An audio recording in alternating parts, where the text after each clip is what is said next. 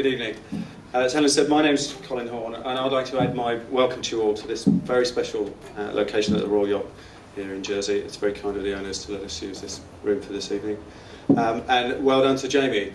Teenagers are a very much maligned age group, and I think he's really good evidence that actually they're not all grotty little kids that hang out on street corners. Well done to you. That's a £5 you owe me. Okay. I personally got involved with the Teenage Cancer Trust just over 8 years ago when my son Adam, who at the time was 15, was diagnosed with an acute form of leukemia. And he was like many 15-year-olds. He was into the fashion of the day. He was lively. He was interested in pretty much everything, while not too interested in going to school, except for the lessons he did with the girls. He was typically noisy and bouncy, and then quiet and sullen in equal measure. And stroppy when it was appropriate, sleeping late, and trying to test the boundaries of his life, especially the boundaries set by his mum and I. The news that he had leukemia came as a huge shock to the family, and the induction into the club that nobody ever wants to join was an even bigger shock, and it seemed particularly cruel at his time in life. He was initially admitted to the TCT unit at the old Middlesex Hospital in central London, and it was unlike any hospital ward I've ever seen.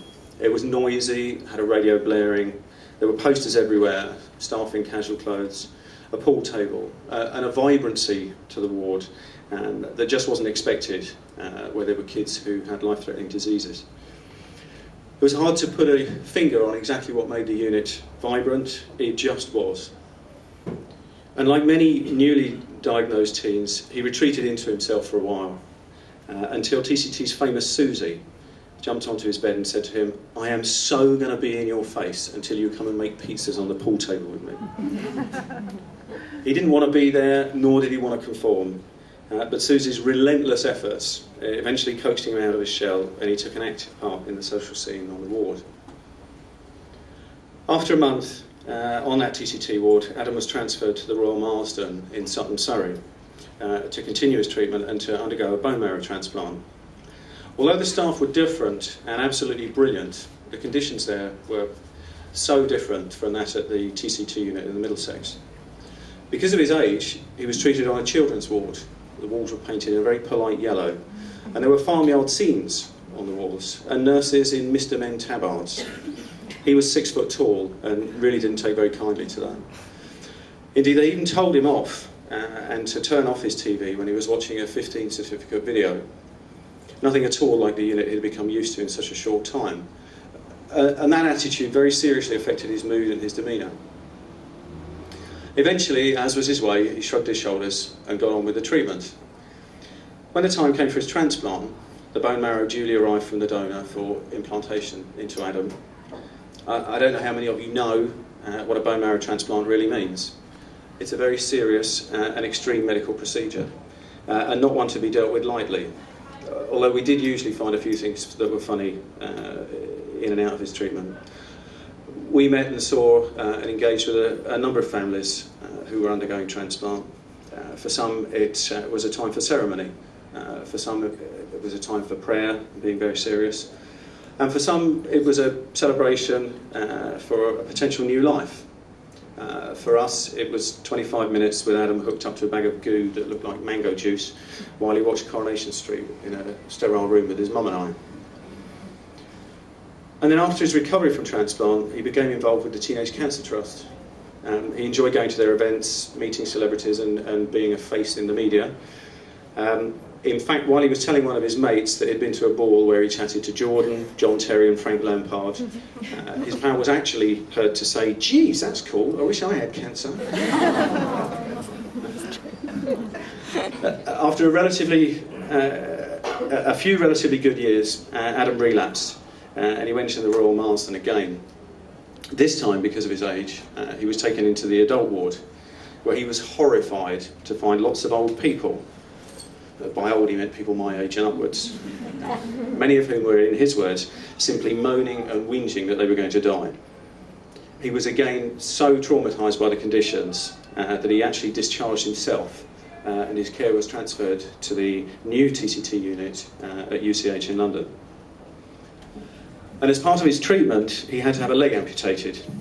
But his zest for life was such that shortly afterwards, he entered the Dunbar Rally with me, and along with our team, we drove a 400-pound old banger 2,000 miles from England to Istanbul, raising money for TCT along the way. We got stopped, as rallies through Germany often do, by the German police, where you're not supposed to be in a convoy. And we were having some quite difficult conversations with the police. And I proposed to roll him out in his wheelchair, get the sympathy vote so that we could get released. Sounded like a good ploy. And there was a time that he uttered those immortal words to me, Dad. He said, don't wheel me out for sympathy. I can get a new leg, but you'll always be ugly. Sadly, he lost his battle with his illness. But the lessons to be learned about how much impact the surroundings and the attitude in a hospital can make have stayed with me. And I now get to try and make a difference to the lives of some of the kids and the families who are struggling to come to terms with this terrible disease. You've heard that every day in the UK, 6 teenagers are diagnosed with cancer or leukemia. Each of the journeys made by these teams and their families is different. Some win, some lose.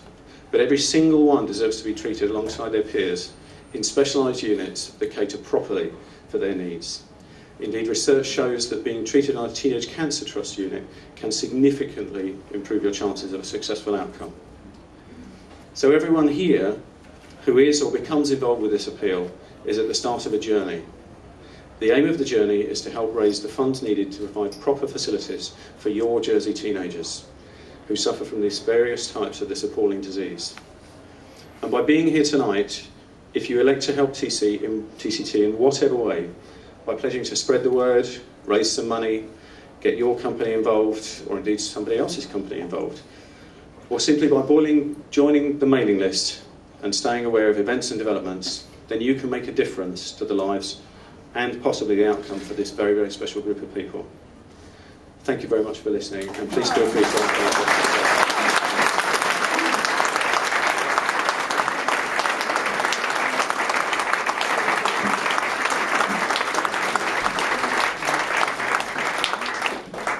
Okay, I think I've